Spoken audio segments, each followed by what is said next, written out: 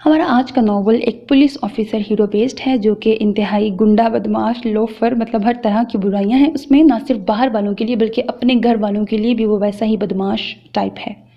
अपनी ज़िद पे रहता है, अड़ियल सा अक्खड़ मजाज है।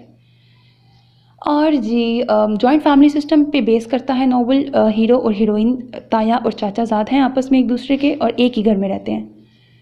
हीरो हीरोइन से एज में काफ़ी बड़ा होता है लेकिन उसकी ज़िद होती है उसने हीरोइन से ही शादी करनी है, जबकि ना ही तो हीरोइन चाहती है उससे शादी करना और ना ही हीरो के और हीरोइन के कोई भी घर वाला उसकी शादी हीरोइन से नहीं करना चाहते, क्योंकि उसकी नेचर की वजह से जितना वो बदमाश टाइप है और हर बुरी आदतों में बुरी सोहबत में वो रहता है, तो उसकी नेगेटिविटी की वजह से इवन उसके माँ बाप भी उसकी शादी अपनी भतीजी से नहीं करना चाहते।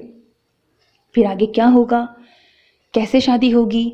ऑब्वियसली किडनैपिंग बेस्ड है, रिवेंज बेस्ड ये नॉवल है और ज़िद पे डिपेंड करता है कि उसको ज़िद है इस लड़की से शादी करने की।